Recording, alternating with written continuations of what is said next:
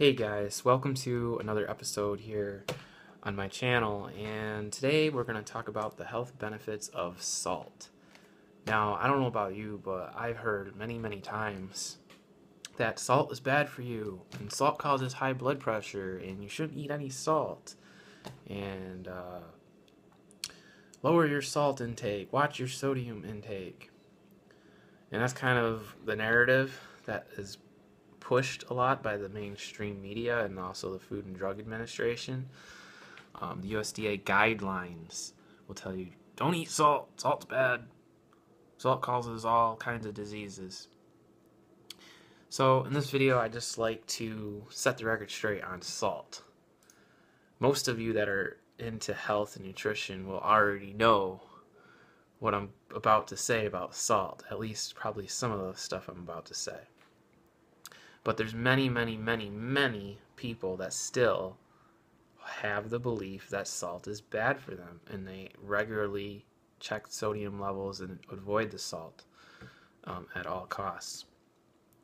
Well, a lot has happened over the years, and information is liberating, and a lot of good information has come through the use of the internet and allowing people to look for themselves at the science.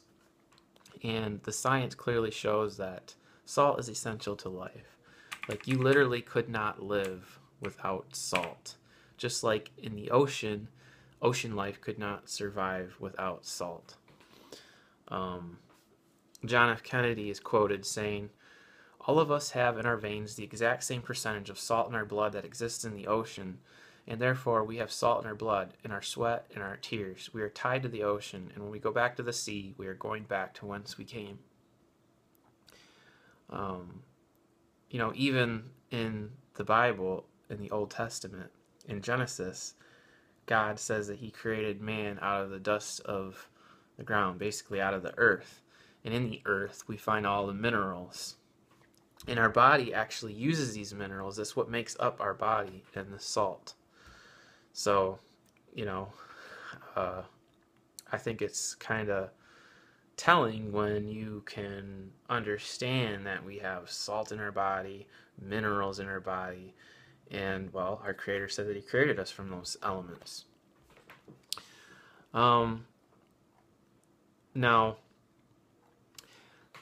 it's important to differentiate between the good salt and the bad salt.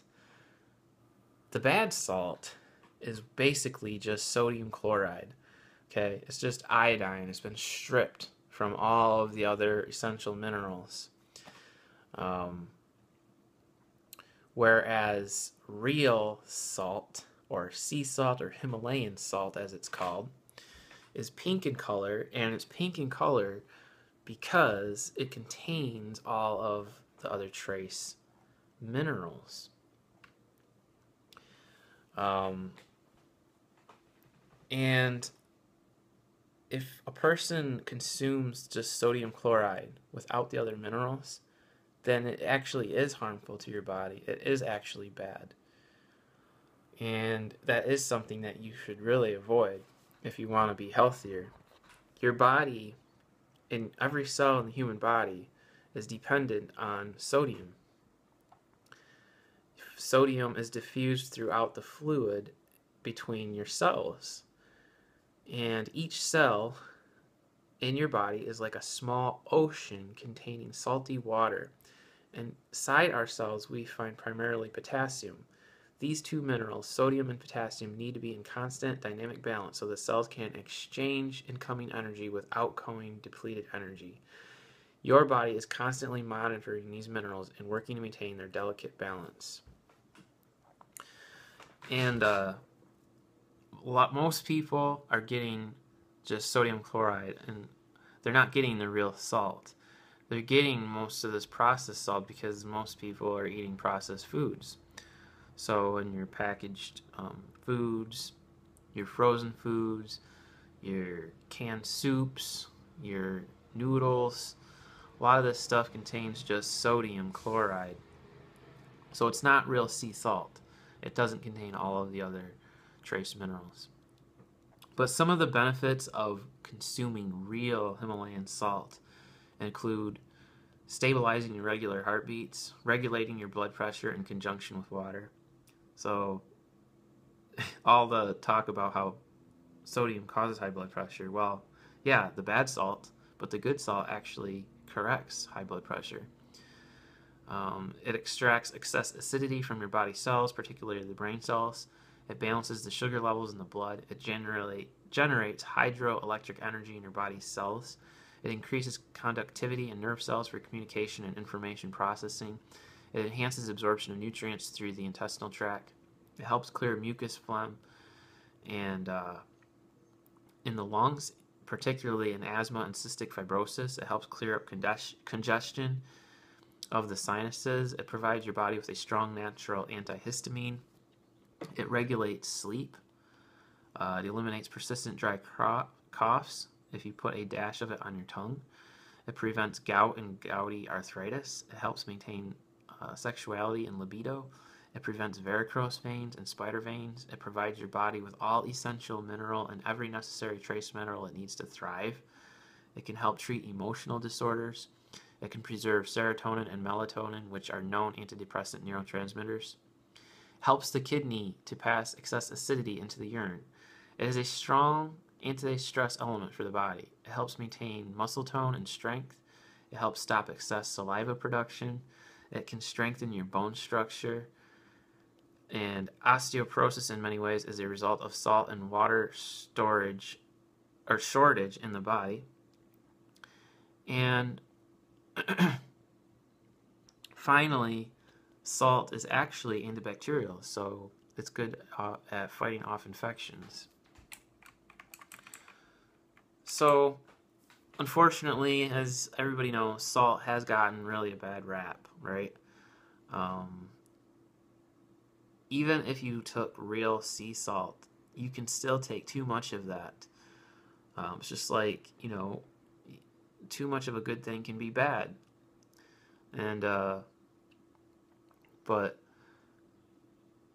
all the salt research primarily that's been done has been done on refined, processed, chemically altered table salt and not the good Himalayan crystal sea salt. So unfortunately, when you're looking at a lot of the research and studies, they're using table salt and they're linking that with strokes and calcium deficiency and weight gain and stomach problems and cancer, and really, you name it, they can link those things together, which wouldn't be surprising at all given the fact that it is table salt and it's processed, refined, chemically altered.